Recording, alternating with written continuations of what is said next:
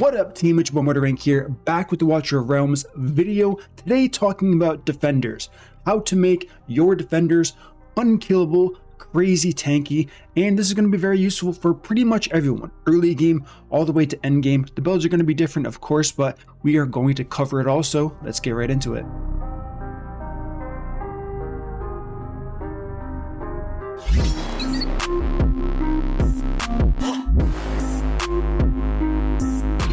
Alright guys, so we're talking about defenders here. Now, depending on where you are in the game, you may have some use for defenders or you may have none. It's very possible. Fighters are very strong early on. In this game, you don't really need defenders until, there are a few campaign stages and phases you can go through with defenders and you kind of need them. But a lot of people kind of lower the value of defenders because I think people aren't building them properly and aren't really playing around with all the stats that you can use on a defender, right? Because if you ask anyone, the typical defender is going to be, let's just click on any hero that I have. Hopefully they're geared. Okay, it looks like they're geared. So usually you're like, oh, it's just stack health, right? So here we have Tauriel, HP 105,000 health, whatever. Defense 5,900. Okay. Reasonable defense, but the truth is there are so many other stats that matter for defenders that people really don't give enough credit to. Defense alone people kind of sleep on, but there are other stats that are much more important. Now, this isn't going to be a guide for you can do this to every single defender. The one thing I like about this game is the kits of all the heroes that you're trying to build are pretty self-explanatory. So the one I want to talk about in particular is going to be the Lion. He's my personal favorite. I don't have him fully skilled up, but that's for separate reasons here. So let's have a look at this and I'm going to show you how I build defenders, how I can show you what's good and what's bad simply from reading the kit here. So deals damage to one enemy, increases defense by 5% for every one enemy blocked. The main use of a defender would be to block enemies so they don't get behind you to the fragile units in the back, and restores 6 extra rage for every 4 basic attacks launched. So like many defenders, there is a clear attack speed benefit when gearing someone like Regulus. That's what you want. So these are things you need to know, because if you don't have attack speed, look what you're missing out on. Restores 6 rage for every 4 basics.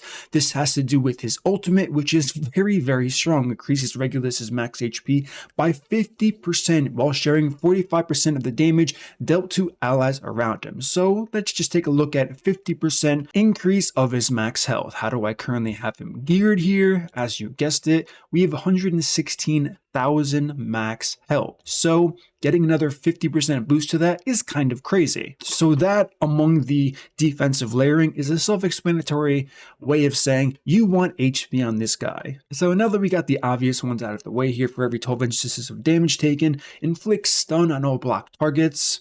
This is okay. You can't necessarily increase how often you're taking damage, so we can kind of forget about this one. Moving on to the last one. When Regulus HP drops below 10%, he summons Holy Shelter, becomes immune to all damage for 10 seconds, so it's an immunity up to 1 time per deployment. So based off of everything we learned here, he has a very powerful ultimate, and he has a benefit from attack speed. So with those two things being true and being said, what am I going to do when I build him? As we can see here, it's not just as simple as HP and attack speed. I had to weigh things for an equation pretty much here. So I looked at his attack interval and I saw, okay, it's 2.4, that's kind of high. Let's knock it down without focusing too heavily on attack speed. Obviously, with better gear, my attack speed would be higher, but I prioritized this third in my stats.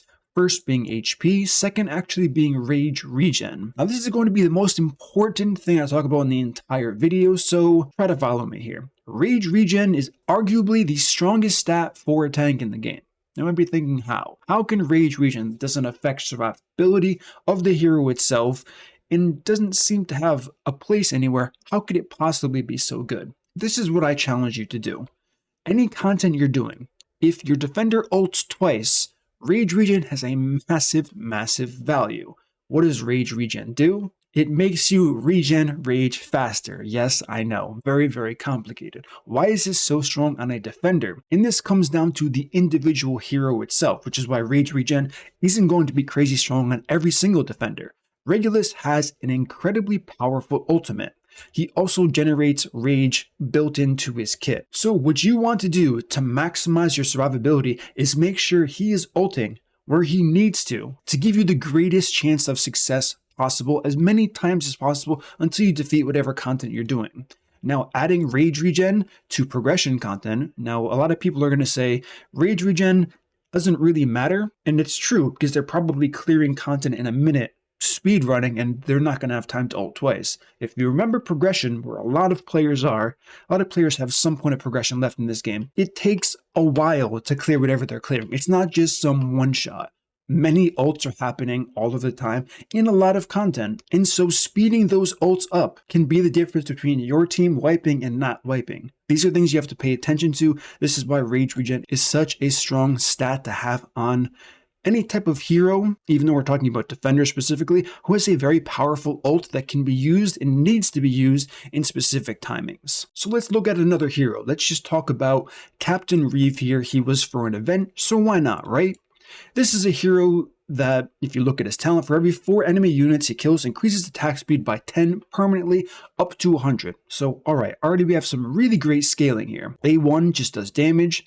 This passive here slows up to 6 enemies in range here. When attacking enemies under control, aka the slow we just talked about, restores 4% of max health. So as we can see from just reading these 3, not quite clicking on the ultimate yet, we can see that he scales by attacking enemies under control, which heals him, so you can potentially get away with giving him more damage than survivability because the game's giving you something in his kit that's giving him sustain, where a lot of other tanks don't have that. I guess I should call them defenders. Looking at the ultimate, each attack deals 220% AoE damage to multiple enemies around, inflicting a stun, and this lasts for 20 seconds. Okay, this is a lot of damage for a tank to be doing. If you look at someone like Tauriel, we have an A120% damage when fully skilled, ultimate dealing 120% increase with the ultimate modifier there, and of course you have to take into account that it costs 900 rage to use. Now let's go to this guy where this also costs 900 rage, but we have a 220% AoE multiplier now off of a 110 if fully booked 120 as well multiplier. So it doesn't take a genius to figure out, if you just simply look at the numbers 120 to 220, there's a massive difference here. Now you can say, okay, well, one's a few seconds longer. Noted. Very important thing to consider as well for sure. But just taking that small snapshot of this guy's kit, what am I going to do? I'm going to build him with attack, HP because he has HP scaling, attack speed, knowing that he's going to get up to 100 later on in the fight if he's blocking multiple enemies here. And then, of course, crit rate if we can spare, and then crit damage finally. Would rage regen be good on someone like this guy? It really depends. It really does depend. If you need more ultimates from him, yes. If you don't need more ultimates, this is where you have to make a judgment call for yourself, then you can say, okay, I'm going to focus on the other stats because vendors like Captain Reeve, and there are many of them, they're very stat hungry. So as opposed to Regulus, this guy wants HP, defense, attack, attack speed, crit rate, crit damage if he can swing it, and rage regen. So he needs everything but one stat. That's very, very, very demanding for a defender. Most heroes in the game do not require everything but one stat. That's very rare and uncommon to see. Defenders can fall into that category, which is why defenders are arguably the hardest heroes types in the game to gear. So now that we kind of covered the stats, the final thing to really talk about here is going to be what type of gear sets would I be looking at for said defenders? Well, as you can guess by what I'm wearing, my personal favorite, and I'm pretty sure would be considered the best for a defender at the moment, is going to be Guardian. Why is Guardian so strong? Let's just click on the bonus real quick. Damage taken minus 15%. Okay, so if you know how all the formulas work for damage, that's a lot. But like we're talking, if you compared what 15% damage taken is in health, in defense, the number's massive. So this is a very strong 3-piece here. If you don't need the survivability, what can you build? This is a very important question because defenders can actually deal a ton of damage. I've personally geared Tauriel to be a damage dealer for a guild boss team and for the Immortal Codex, that AoE version of it, and he was doing hundreds of millions of damage. So he can do a lot, uncapped AoE, all that good stuff, but they do damage. And they have certain artifacts and all that good stuff that allow them to do damage. So for someone like Tauriel, of course, this goes a bit deeper into gear sets and the damage dealer side, which I don't really want to cover, but it would either be Infernal Roar or Soulbond Arcana, the two DPS endgame sets, and that's what you would pick if you wanted to have a damage dealing defender based on what their kit was. But for the majority of people, Guardian's going to be the best, and the second best is going to be Invigoration. Now, Invigoration is a weird one, because when you look at Invigoration, if you know how it works, you have to be aiming at a target, so inside the very small hitbox of a defender, you have to have another damage dealing unit that you're going to face to give it the Invigoration buff. What does Invigoration buff do? It's very strong. It's very, very strong. So here we click on it. Now we go to it. Healing effect, we don't care about that. When deployed, the hero and one random ally in range gain 10% attack. It's a lot of attack. It's a lot of attack to give a damage dealer that you're already stacking attack on.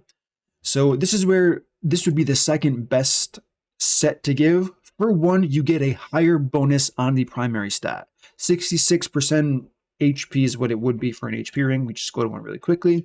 So you're missing out on 6%, but of course we're getting the damage taken instead. So once we can make all things work and you can survive comfortably, you can put them in Invigoration. As long as you can figure out a way in whatever content you're doing, you can have a defender actually facing a unit. Now, just in case people are unclear as to exactly what I'm talking about when I talk about defenders facing a unit, because it is kind of weird, I'm not going to lie. Let's talk about, we'll go into Artifact Raid here, and I have Captain Reeve here. We'll use Valeria like this. So if I had Captain Reeve in Invigoration, you can see he has a 2-tile range. So in order to give Valeria Invigoration, I have to face my defender at Valeria.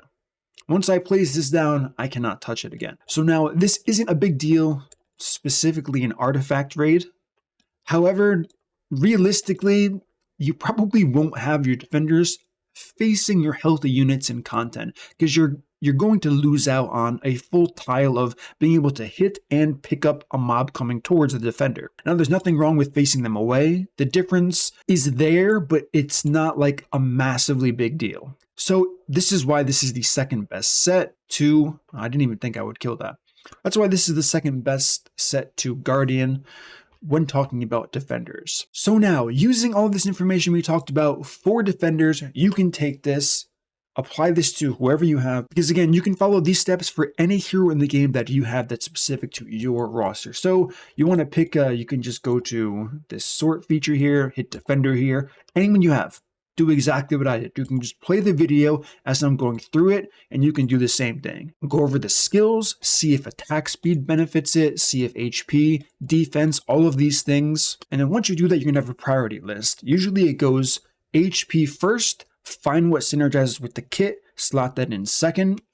If the ultimate's very strong, I would put Rage Regen second after HP. If the ultimate isn't strong, you can just cut Rage Regen out entirely, focusing on attack speed, crit rate, whatever the hero needs for what it's doing. So using this method, you are going to notice an instant improvement in pretty much all progression if you're already using a defender, because some of them are very, very powerful. I guess we could talk about a list in a separate video.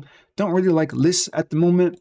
I mean, I've never really liked tier lists, but don't specifically like them at the moment because we are getting a lot of heroes often. It's going to slow down eventually. Hopefully it's going to slow down eventually. But as of right now, it doesn't appear that it's going to. So to make some type of best defenders list, which can be done for sure, it may not be ideal if they keep adding ones and someone gets the new hero and they look at the video and they say, what happened? Where's this OP guy? I mean, it's already happened multiple times. That's going to conclude this video here. Of course, we're going to have more. If you enjoy this content, smash that like button, subscribe to the notification bell, and I'll see you in the next upload.